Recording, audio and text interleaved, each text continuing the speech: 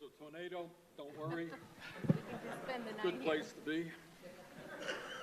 Started on January 20th. I think we're going to go on in very few minutes. What's the countdown? Josh, you? 1 minute. 1 minute.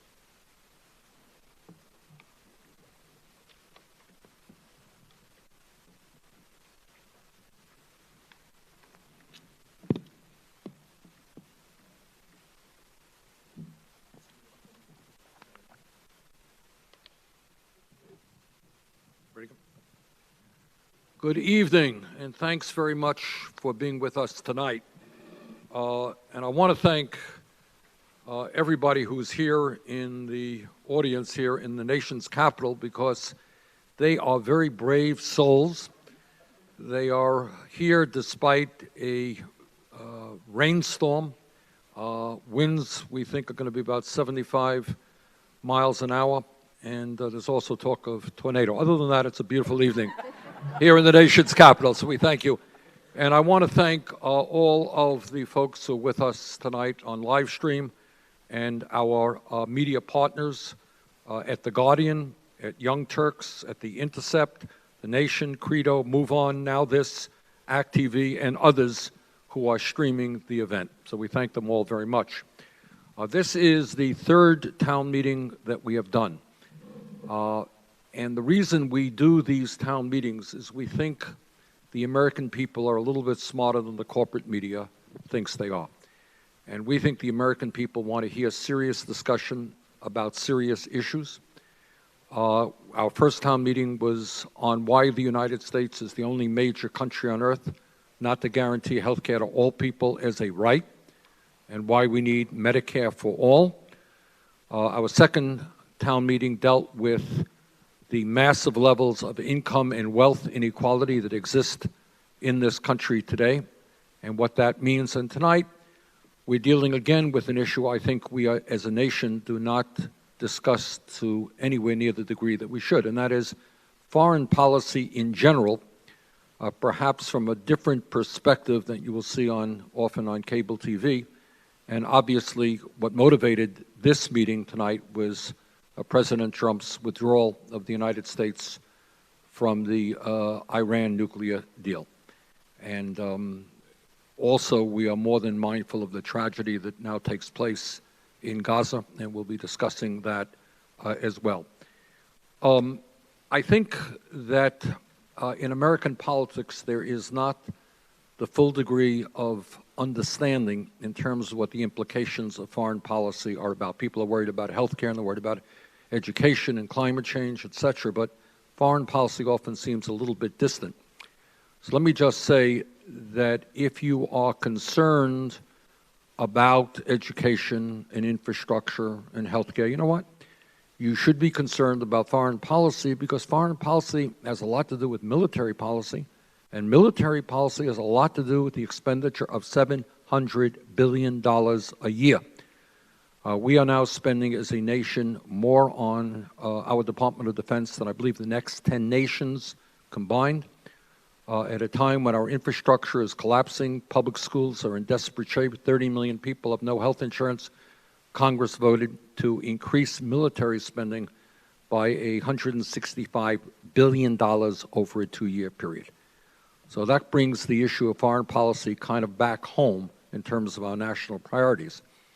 And the second issue in terms of foreign policy is that, tragically, sometimes it results in the loss of life for our brothers and our sisters and our neighbors.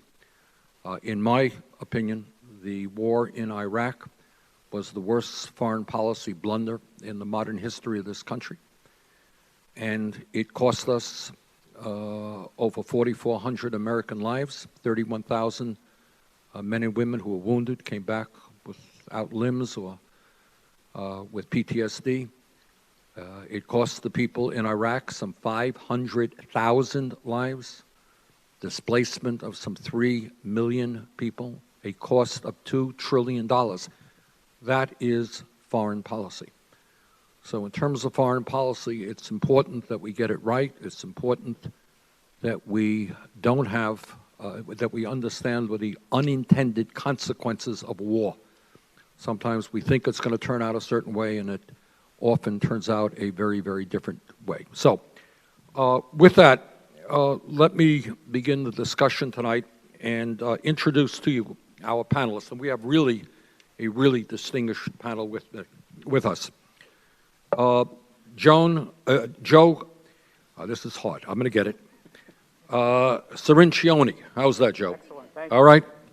Joe Cirincione is the president of the Ploughshares Fund, an organization that works to prevent the spread of nuclear weapons.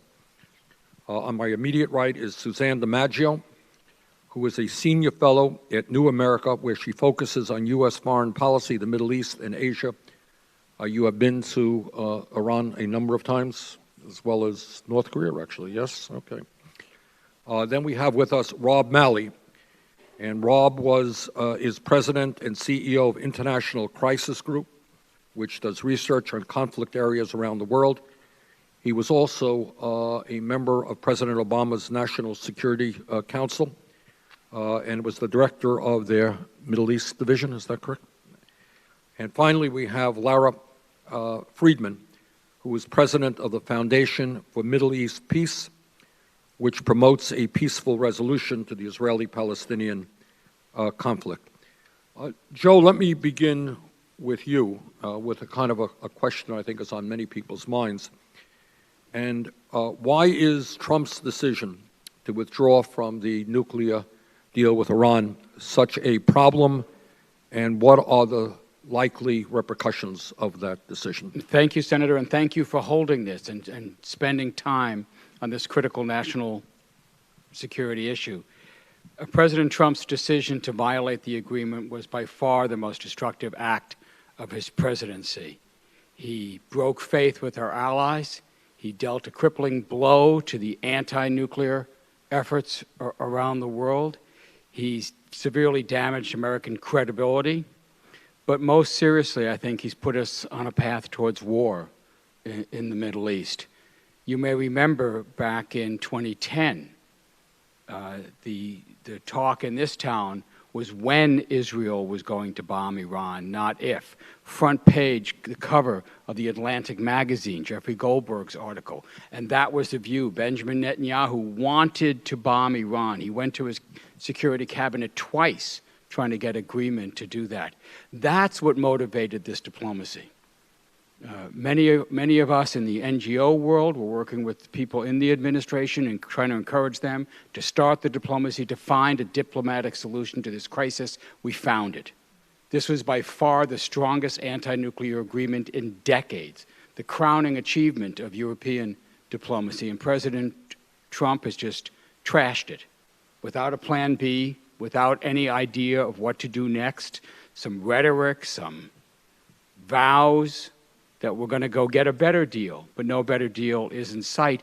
And without a diplomatic agreement, without the unity of the international community that was helped convince Iran to come to the negotiating table, the fear is whether Trump intends to or not, he's going to get drawn into the already hot conflicts in the Middle East that Israel and Saudi Arabia are deeply involved in, and they are trying to pull him in. And since he violated the deal, these conflicts have intensified. The violence in the Middle East has gotten worse, not better. Suzanne, your take on the implications of Trump's withdrawal from the agreement? I think this is probably one of the most catastrophic decisions we'll see coming out of the Trump administration, and I think that's saying a lot. I just came from a meeting in Europe where I had a discussion with a very well-placed Iranian, and he likened this move to the 1953 coup of the democratically elected prime minister of Iran, Mossadegh. That's when the U.S. and Britain overthrew this democratically elected government. Let me interrupt you, Suzanne, and do you think many people in America know that in 1953, the United States and Great Britain overthrew the democratically elected government? I don't think it's common knowledge, Senator, but I think it's important to look at the U.S.-Iran relationship in its full history.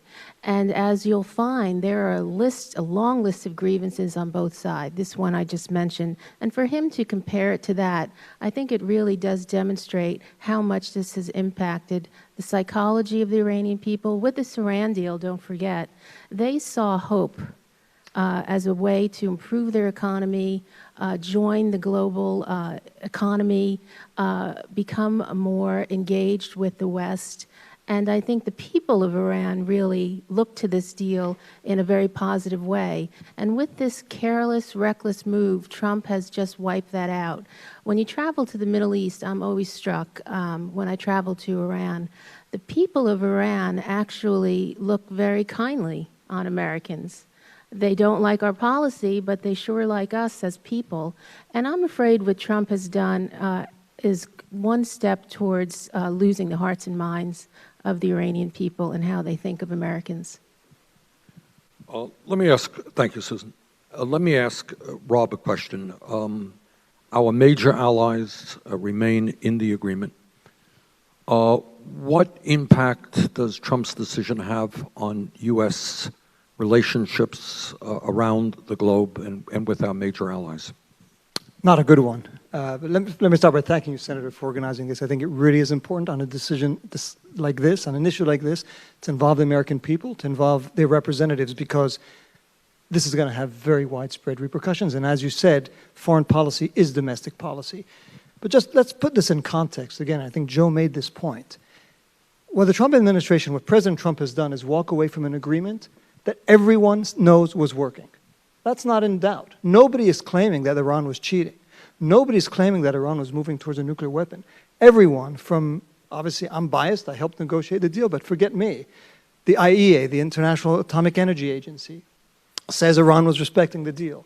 Every country that signed this agreement said that Iran was respecting the deal, even those that are harder line on Iran, like France. Our White House, our State Department, our intelligence community, our Pentagon, everyone was saying that this deal was being respected. So the only reason that President Trump decided to walk away is because it was a legacy of his predecessor and he wants to undo that legacy, because it was a promise, even though it was an ill-founded and unsound promise he made to his electorate, and because he's surrounded by some people who believe that we should be in the business of changing the regime of Iran, or at least pressuring them to the point where they might break. So what does that mean to our relationship with other countries? It means that they can't trust us anymore, and it means that we're now no longer on the same page. And if the idea is to have a policy towards Iran that's going to work, there's no way the United States could do that on its own. The only way that we reached the Iran deal was because we had the Europeans with us. We had the Russians with us. We had the Chinese with us. Right now, we're alone. Maybe we have Israel. We have a few Arab countries, and we can come back to that later. But the rest of the world is united, and so we have this situation today, which is quite embarrassing, of most of the world and Iran against the United States. Thank you very much, Rob. Lara, you know a little bit about Israel and Mr. Netanyahu. What is Israel's role in the ending of this agreement, and in their views about the future of Iran? Thank you, Senator. I'd be very careful to say what Israel's role is. I'm not inside the head of Bibi Netanyahu, and I'm not inside the decision making. What I can evaluate are the facts as they are, as we see them. I think it's worth recalling that the path to the JCPOA, for those of us in the room who are old enough to remember that far back, you can remember Bibi Netanyahu at the UN with his poster of Iran with its cartoon bomb. Joe alluded to the article in The Atlantic, which was incredibly, far-reaching, comprehensive, and well-sourced, making the case that pretty much everybody was ready to bomb Iran. The Obama administration went into the negotiations that led to the JCPOA because the other path was a pretty direct path to war. The drums of war were beating both here and in Israel. They're clearly beating both here and in Israel again. Someone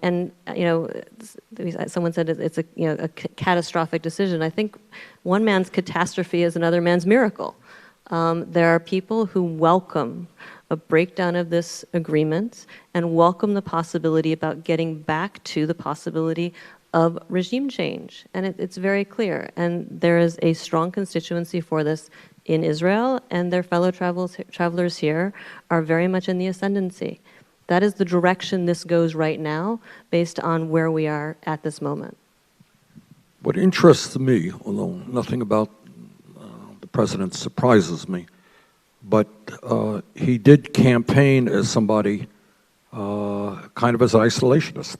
Somebody does not want to continue regime change, save money and close down bases and so forth, and so on. In the midst of all that, he has hired as his Security Council chief John Bolton, who was, as I recall, one of the architects for the war in Iraq, lied about weapons of mass destruction, and so forth. What does that tell us? Thoughts? I think that's a very interesting point. I always think of President Trump as having two voices in his head, two voices whispering, at least two.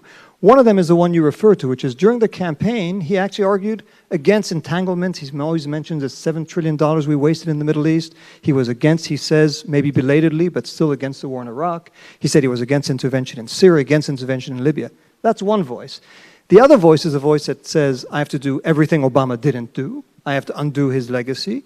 And the voice that says, I got to be tough. I got to show that I'm prepared to fight back, that I'm the macho. And, as you say, who surrounds himself with people who today are giving much more voice to that second voice, who are amplifying it. It's John Bolton. It's even Mike Pompeo, the Secretary of State. Both of them are on record as saying that the best way to deal with Iran's nuclear program is to change the regime. They've said, by the way, the same about North Korea. So I think there's a struggle for President Trump's soul, if I could put it that way. But right now, that latter voice, the one that is dangerous, the one that is putting us on a path to confrontation. Because let's assume tomorrow that Iran decides to respond to what the U.S. did by resuming its nuclear program. Then we're back with what Lara said. We're back to 2010. And then the voices, the John Boltons and others, could tell the president, you got to hit. You got to show the world, you got to show Iran that the U.S. is back. We got our mojo back. And then we're on that very, very dangerous path against which President Trump himself warned us when he was a candidate. You know, I'm not so sure. Well, first of all, I think with this move, President Trump has for sure put us on an escalatory path with Iran. But I'm not so sure he sees a path towards war with Iran. I do think that perhaps he sees a war outside Iran among its proxies and skirmishes happening. And maybe he's deluded enough to think that he can manage those crises and they not escalate into a full regional war. I think that's very dangerous. The other thing that I think he's done that's been so destabilizing is that he has thrown the U.S.'s full support behind Saudi Arabia. And he has stoked the fire within the Middle East rather than calm it. And it's strategically such a bad move because the U.S. traditionally has sought to play a role of a moderator or an honest broker. And by siding completely with the Saudis, we've relinquished that role. We've given up any leverage we have in actually playing a constructive role in trying to mediate that conflict. So I think that is a very short-sighted approach. And the Iranians have consistently said they're ready to come to the table in regional dialogue with the Saudis, and the Saudis are not. Well, why should they? Why should MBS come to the table? He feels emboldened. He has the full support of Trump.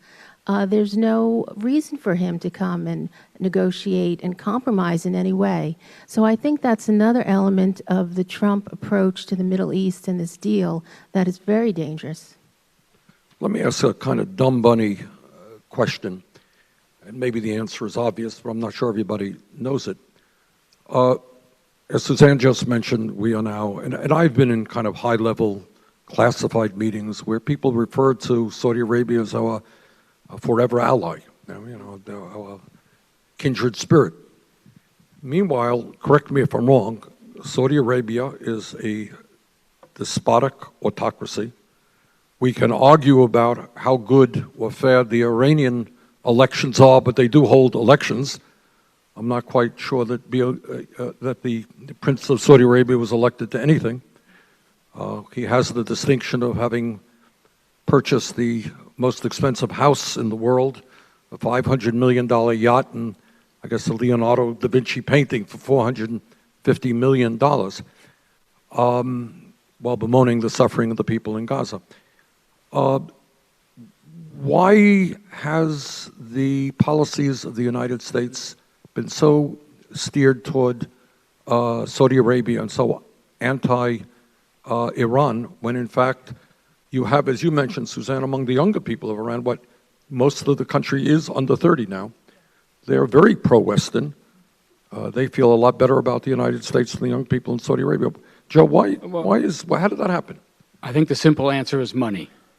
Before the Iranian Revolution, 1979, our main client in the Middle East was Iran, was the Shah of Iran. They bought most of our weapons. They were the linchpin of our security. But since the revolution, America hasn't done much business. In fact, we're sanctioned. American companies are sanctioned from doing business with Iran. And the money has all gone to the Arab states. So Saudi Arabia is a main purchaser of U.S. military equipment. You saw the meeting in the Oval Office where Donald Trump could not help himself. He was talking about the enormous check that Saudi Arabia is about to write us for about $100 billion worth of military equipment. Of course, there's the oil deals and those arrangements, and that is true of all the Arab Gulf states. And then Saudi Arabia and the Arab states used some of those oil riches to buy influence here in the United States. It is very difficult to go to an American university and not see some Sunni Arab endowed center, or to go to a think tank in Washington and not see major contributions or halls named after some of the Saudi princes. So they buy a lot of influence in this town. They buy a lot of business in this town. But if it was simply that, it wouldn't be so bad. What's happened now is that Saudi Arabia is in a struggle for regional dominance with Iran, and they want to draw us in on their side. They want us to be actively involved militarily in pushing back the Persian Shia state, and Israel has decided to block with Saudi Arabia, and so you're setting up this major regional conflict that, as Suzanne has said, if we had just played our normal historic moderating role, we might be tamping down instead of pouring gasoline on the fires. But Rob and Laura, this is really your area, Lara. There is a history of mutual anger, recrimination and between Iran and the United States since the revolution. I mean, what U.S. administrations, and not just this one, but going back to the Carter administration, would say is, Iran, there was a hostage crisis, support for organizations and direct acts of terrorism against the United States, support for organizations that are also hostile to Israel. On the other side of the ledger, Iran would say support for the Shah, the shooting down of an Iran civilian aircraft that killed 200, or I forget how many Iranians. Civilians, support for Saddam Hussein and his use of chemical weapons against Iran during the very long Iran-Iraq war, etc. Remind me if I'm wrong, but American outrage about the use of chemical weapons was not so loud. It was pretty muted, I think is a fair word. Yeah, we blocked the UN Security Council resolution that was going to condemn Iraq for using chemical weapons. So there's a history there, but the way to resolve that history is through diplomacy. You could put pressure, but it's through diplomacy.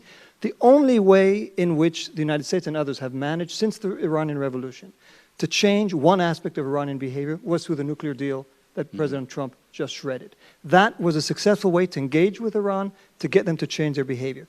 We should, instead of ripping up the deal, we should be building on it, talking to Iran about parts of their policy that we resent, and they're going to put a lot on the table that they resent: our primary embargo, our support for Saudi Arabia, our arms sales to Saudi Arabia, our policy toward the Middle East in general.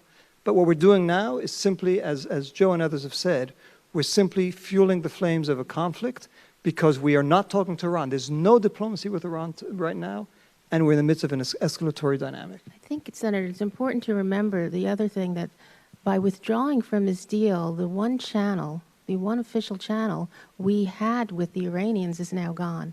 And that was the channel called the Joint Commission, where we met with the Iranians and our other partners to discuss this deal. Well, now that we're not a party to it anymore, we don't get a seat at the table. And when you think about it, we're now back to prior to the deal, when we didn't have official channel with Iran. That's very dangerous because that channel has served to help, I think, stave off conflict that could have gotten out of hand.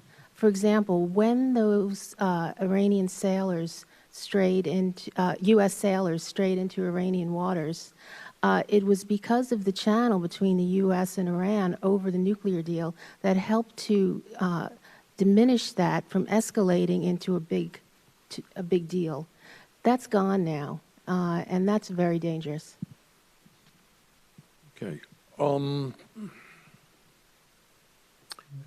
Review for me, for us, a little bit about what's going on internally in Iran right now.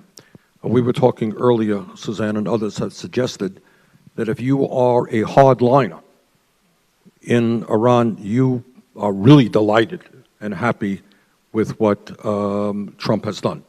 On the other hand, if you are a moderate, if you're a young person, want to reach out to the world, if you want better Iran being part of the global community in a way it isn't right now, you're not very happy. So this decision has benefited the hardliners in Iran. Is that correct? Well, ironically, it was the hardliners that began the negotiations with the U.S. During the Ahmadinejad period, but then with the advent of Rouhani and his election, that's when things really started to crystallize.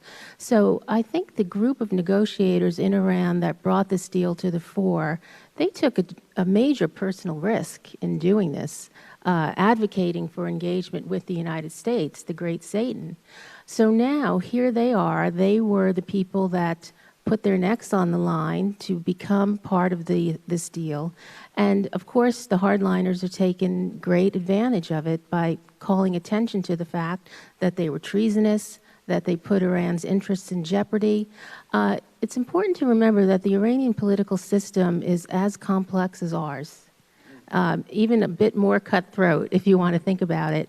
It's not, they're competing power centers, and it's a very dynamic political system. So now what I'm afraid we may see is a rise in power of the more conservative, hardline voices because this deal has not worked out for the moderates. They are saying, we told you so. You can't trust Absolutely. the United States. Even the leader himself, Khamenei, has essentially said, look, I told you that we cannot trust the United States, and what happened just now proves that. I'd just say, I mean, just to build on what Suzanne said, during the negotiations, who in Iran was talking against it? Who was arguing against it? It's the hardliners in Iran, at the same time as the Trump administration says that this deal was benefiting the hardliners and benefiting the Revolutionary Guard. They were arguing against it. They didn't want to see it come to pass. So I think we could trust their judgment, that they thought this deal was not good for the hardline Iranians. It was better for the more pragmatic forces, which this decision by President Trump has just undermined. You know, go ahead, Laura. I would just add, we were talking beforehand, and we've all had these conversations in the past week about what the unintended consequences of this decision by the Trump administration might be. And the question of whether one unintended consequence is strengthening the hardliners, weakening the moderates. And I really do believe that that is a feature, not a bug, of this policy. It is much easier if you are someone who believes that this deal could not be fixed, it had to be nixed, and actually believes that the Iranian regime cannot be fixed, it must be nixed. It's much better to be dealing with an absolutely irredeemable hardline interlocutor, we should say. You're not actually talking to them. And you can say that's the real face, that's our real enemy, the implacable enemy that we have to defeat utterly. So both Trump here and the hardliners there got their wish. Mm-hmm. Yeah. They did. And there is this myth in town that the Iranian regime might be on its last legs.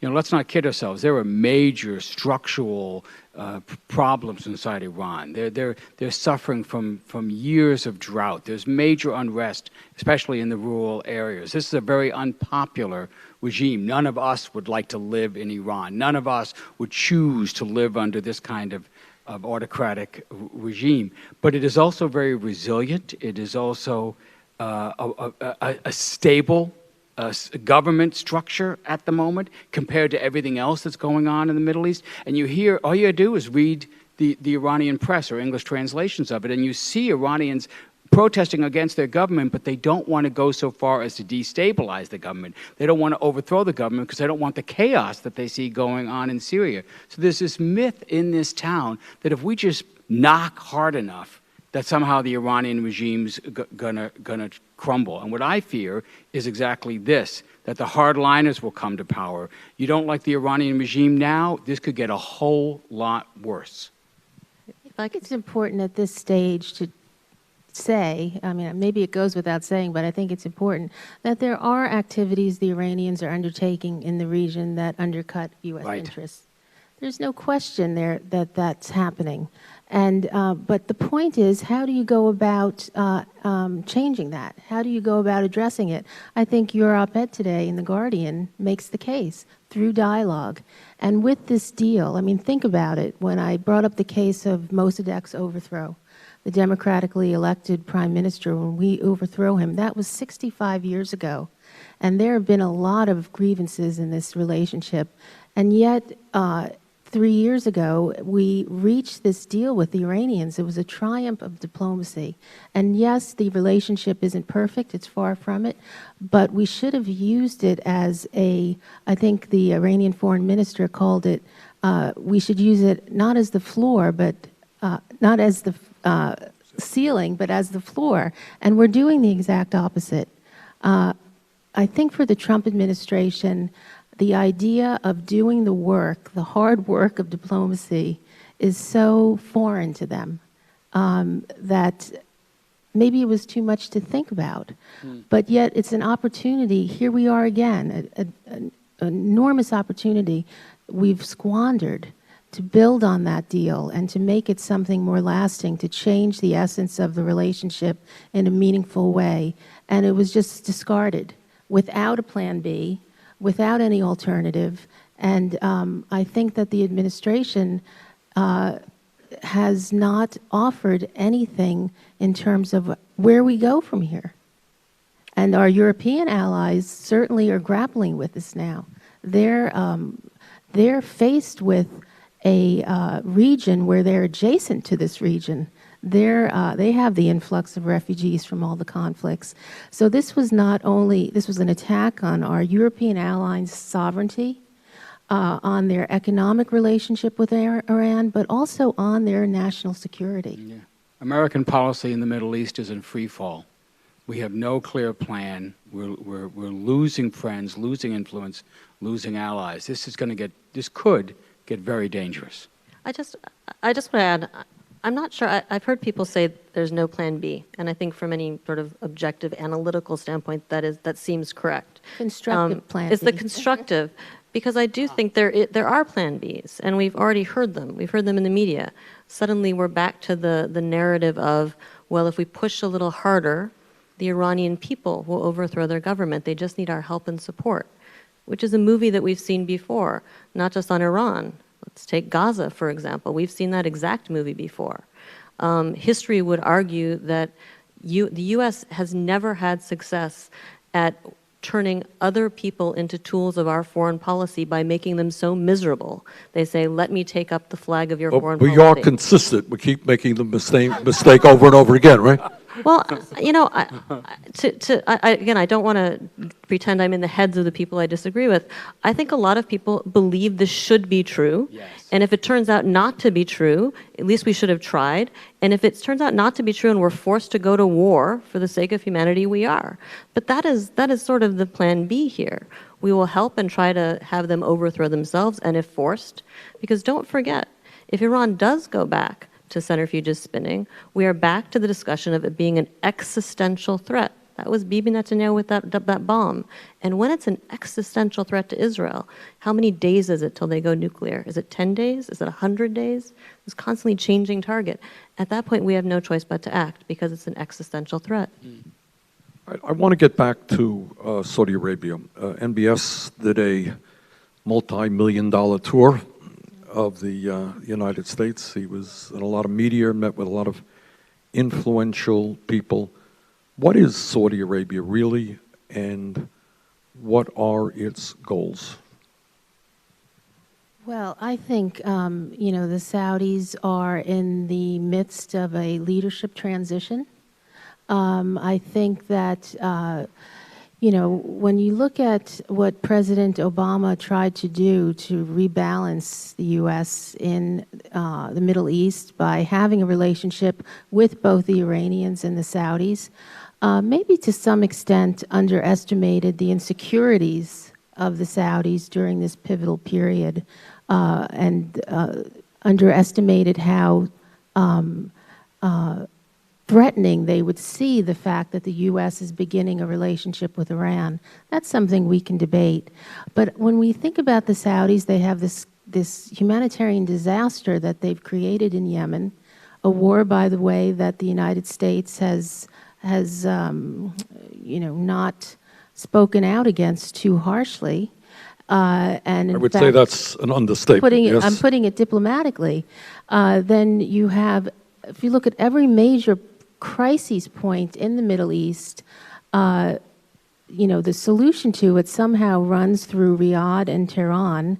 And if you also look at this undertaking that MBS, the Saudi prince, is trying to take for a major reform effort by the year 2030 in Saudi Arabia, it's very forward-looking if he can pull it off.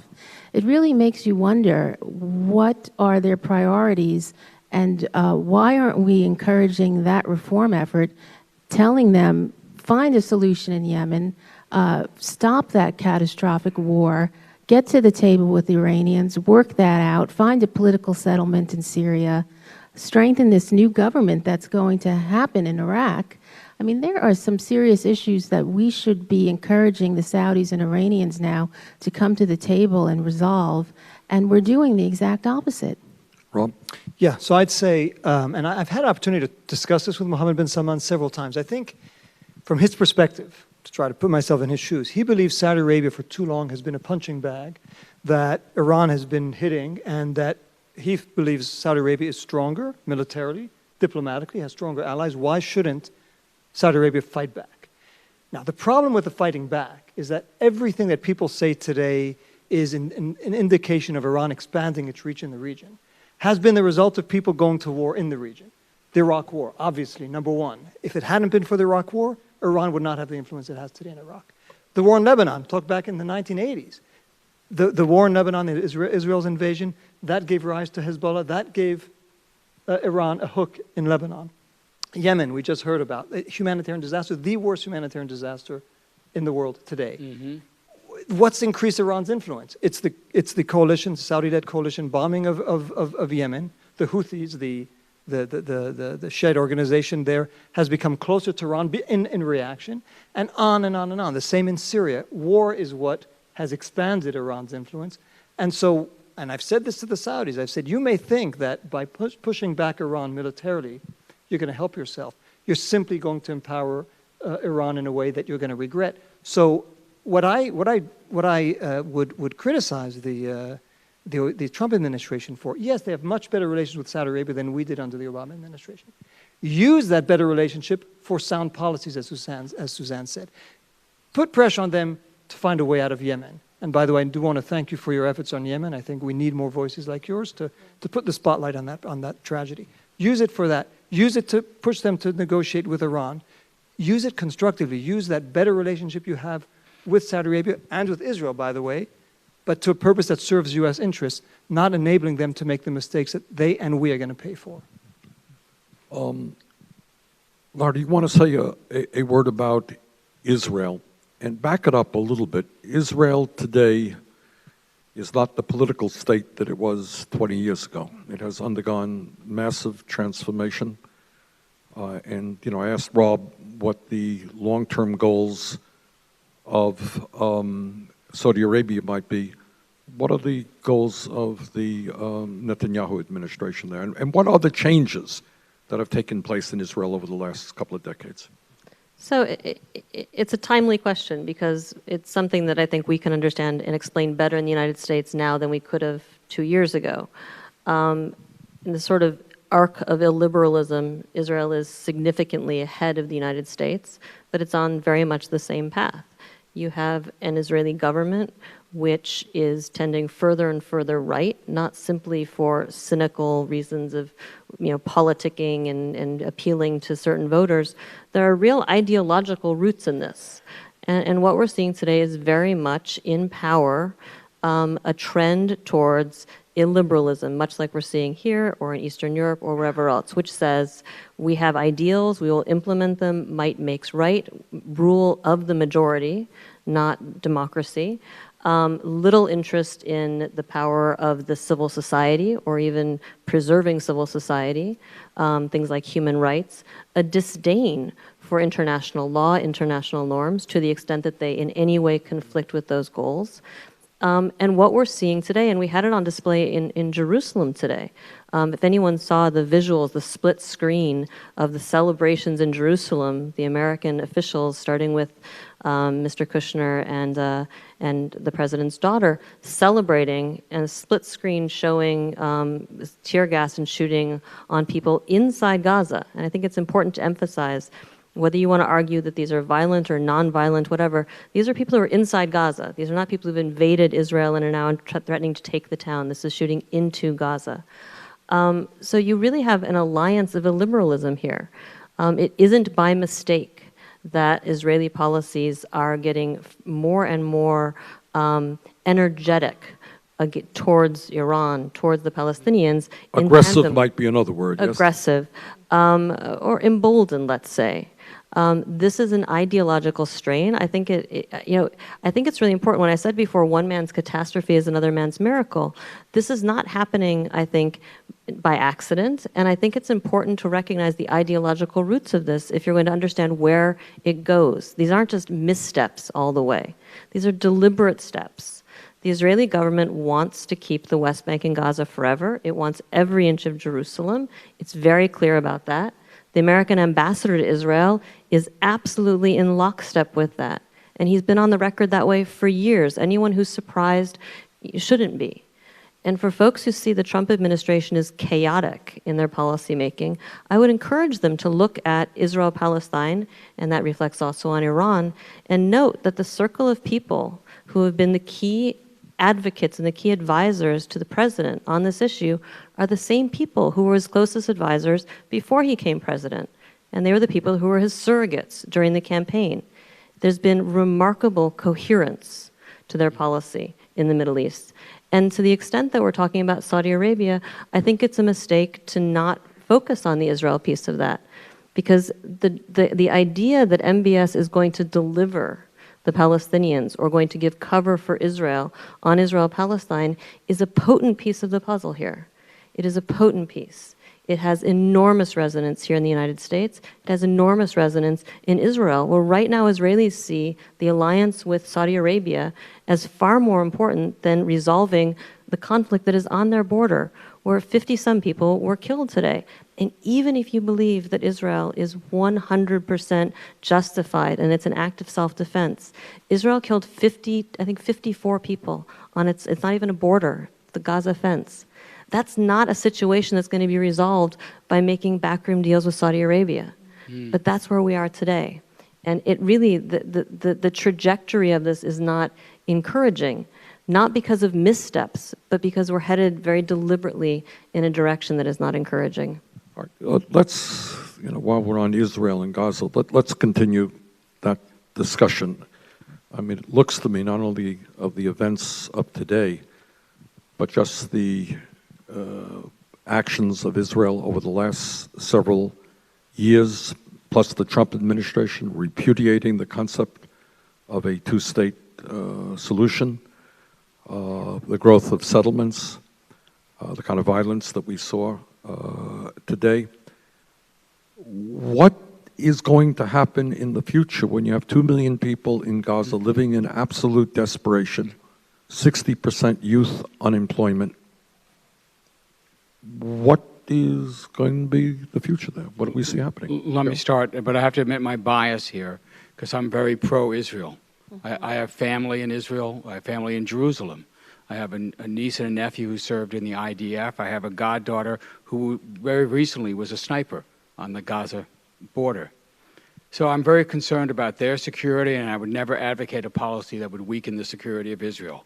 But what I fear is that the policies of this government in Israel are weakening the security of Israel, that Israel is becoming less and less secure by the Likud party's refusal to find a way to negotiate with the Palestinians, to end the occupation, to give some basic human rights to the people in that prison we call Gaza, that this is building up the frustration, the hopelessness to a point where it is going to explode. And today, I'm afraid, might have lit the fuse. This is the most Palestinians Israel has killed short of an outright war in a single day. This is more people than Palestinians that died during either one of the intifadas. This is an unprecedented situation, and in some ways, we're not paying enough attention to this because we're distracted by our own political circus at home. I mean, you know, if we didn't have this kind of internal division at home, I think this would be the top story everybody was discussing. We'd have American diplomats flying to the area to try to calm it down, to try to find some way to restart the peace talks. Instead, we have this show in Jerusalem that I just found out no Democrats were invited to this opening. This was a very selective audience here to celebrate this tragic turn in American policy. No American president, who are all strongly supportive of Israel, have ever thought we should move the embassy to Jerusalem, because it wasn't our place to decide that issue. The Palestinians and the Israelis had to decide what the borders were, and by doing this, we're intervening in that internal struggle, putting our thumb on the scale on one side, and all this just makes the situation worse. But every single other person on this panel is more expert. I'm just talking from... Let me just ask anyone to jump in. Talk a little bit about what is going on in Gaza right now. What's going on?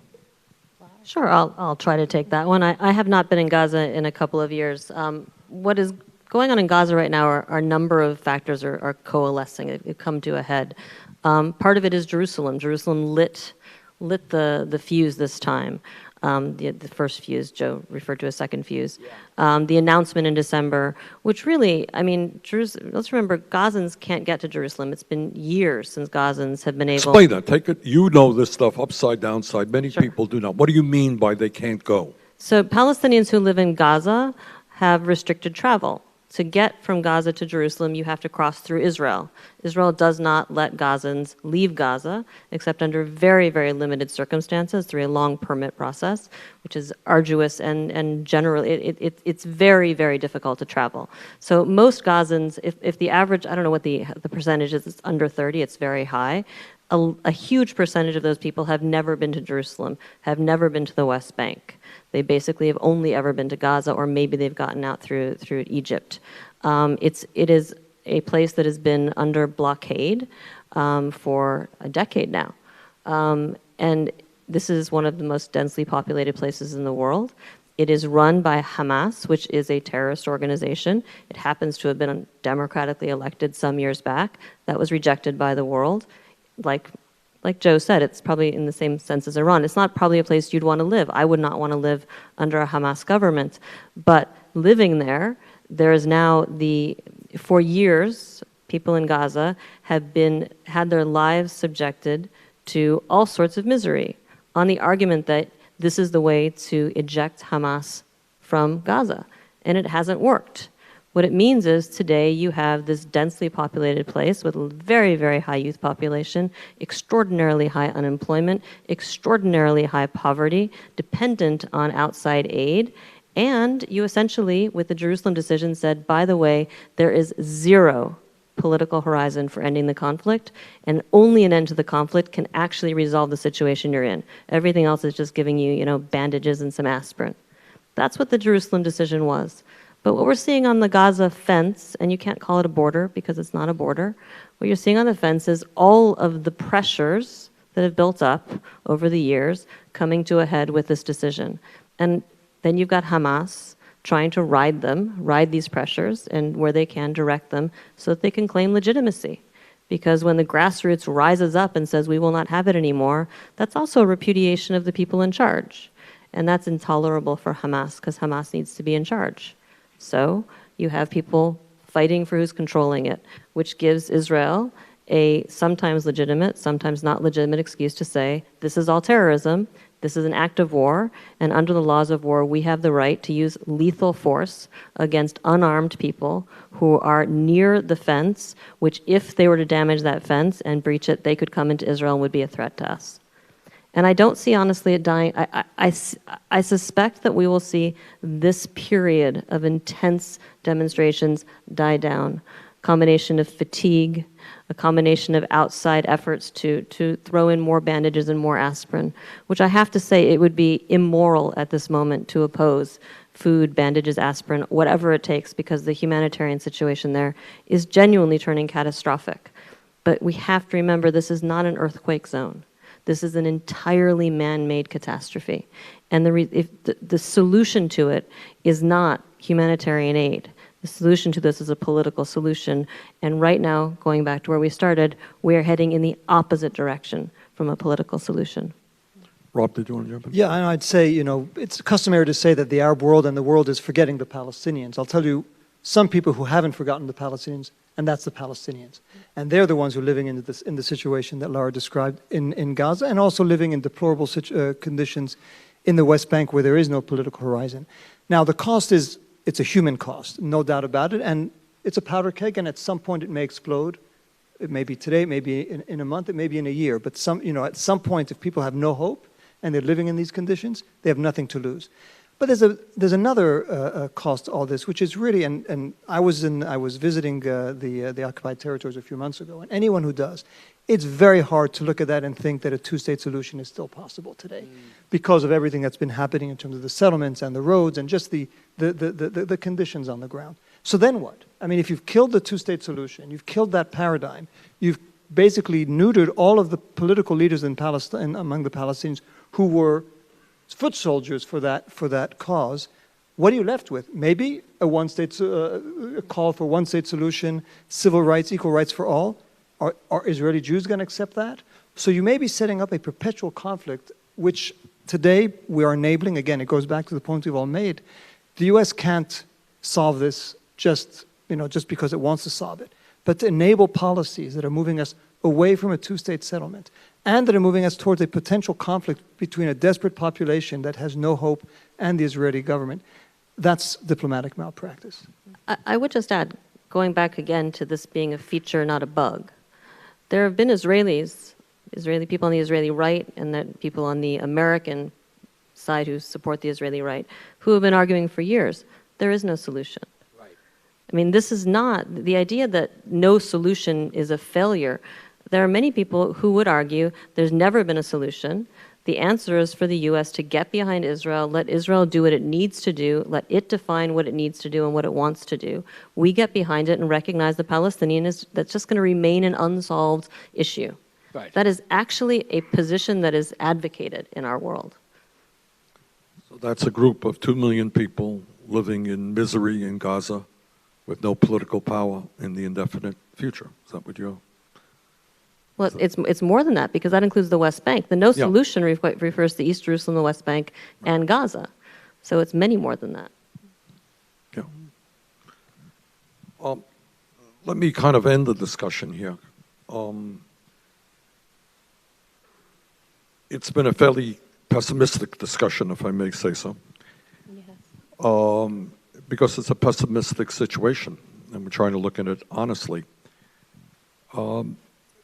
What would, well, I won't ask what the administration should do, because we know what they are doing, which is unprecedented. I mean, somebody correct me if I'm wrong, but I think historically, administrations have always given at least lip service to trying to bring people together in the Mideast, right?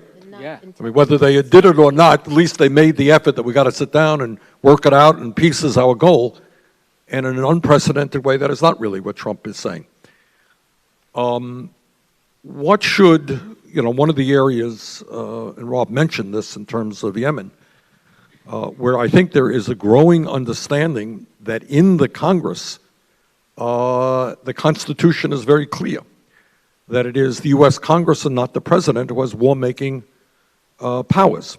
And we all know that Congress has abdicated that on the Democratic and Republican leadership for a very long time. And some of us are trying to get it back and trying to get the Congress more involved on issues like the issues we have discussed here tonight. So I'm not going to ask you what the Trump administration should do, because we know what they are doing. What should those of us in Congress who believe that we should have an even-handed policy in the Middle East, in terms of Israel and Palestine as well, in terms of Saudi Arabia and Iran, what would make sense to you to see for those of us to be doing?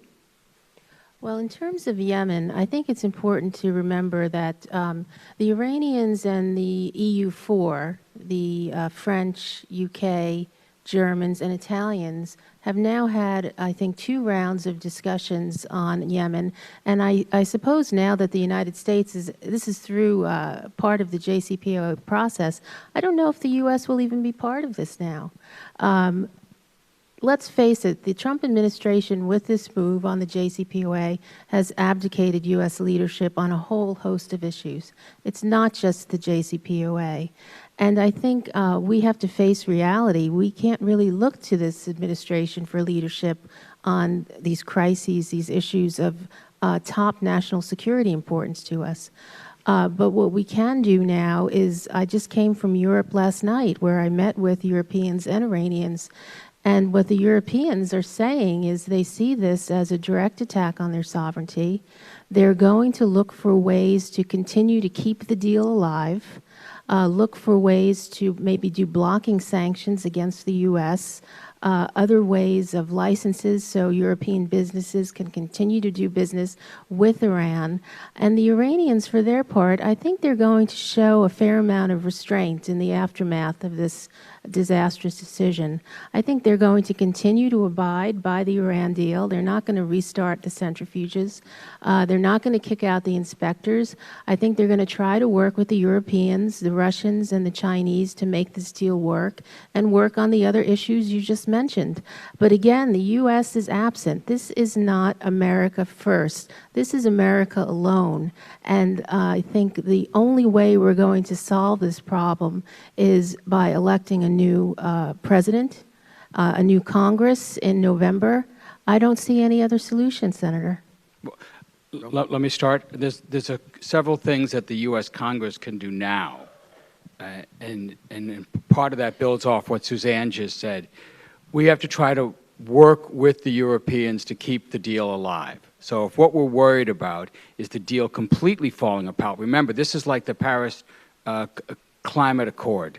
Just because the U.S. withdraws doesn't mean the accord is dead. No, the deal is still alive for now.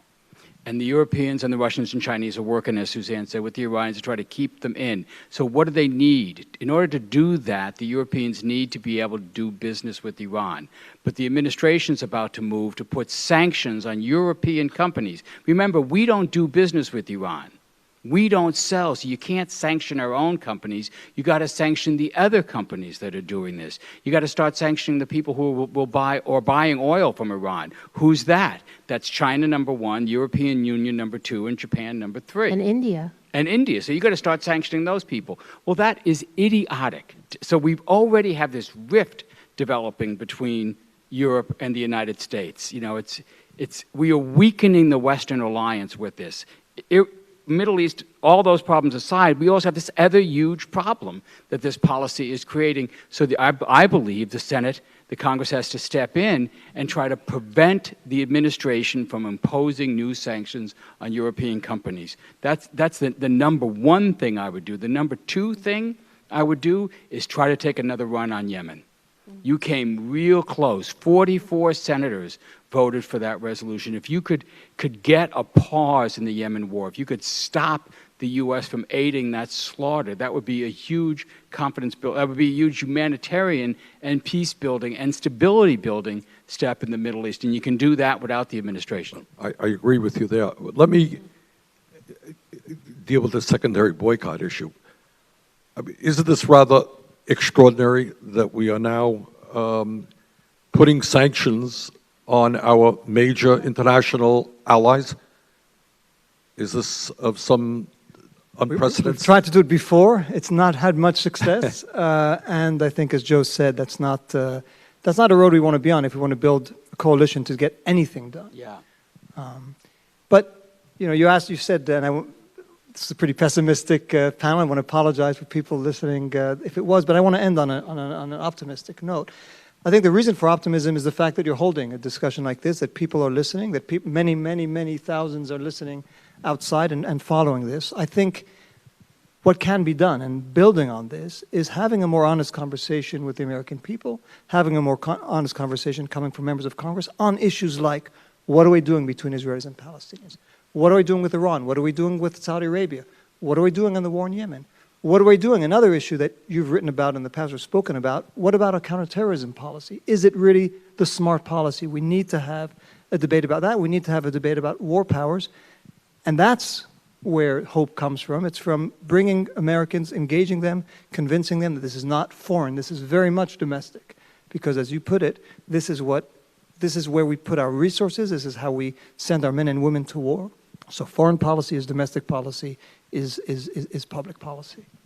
Let me just conclude by saying that I think the overwhelming majority of the American people believe that the function of the United States in global politics is to do everything that we can to prevent war and the incredible, what really bothers me, and I speak as the former chair of the Veterans Committee, how easy it is for people to give these great speeches about war and bombing and all that stuff, and then you meet with the families and the young men and women who come home from these wars and the kind of terrible suffering we have seen in our own country as a result of Iraq and Afghanistan, not to mention, the 500,000 dead in Iraq and the massive displacement of people, all of the suffering that exists. And I say, sometimes we don't see that.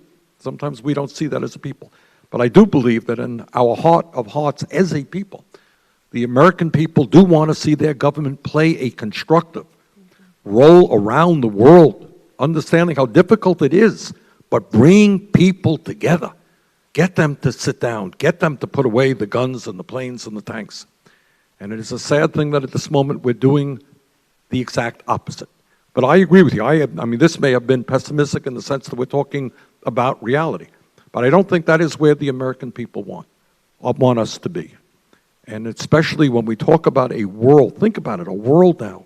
We got children all over the world living, dying unnecessarily because their parents don't have a few cents to buy medicine to cure an easily treated disease. You got people living on $1 a day, $2 a day, and the world is spending, well over $1 trillion a year on weapons of destruction.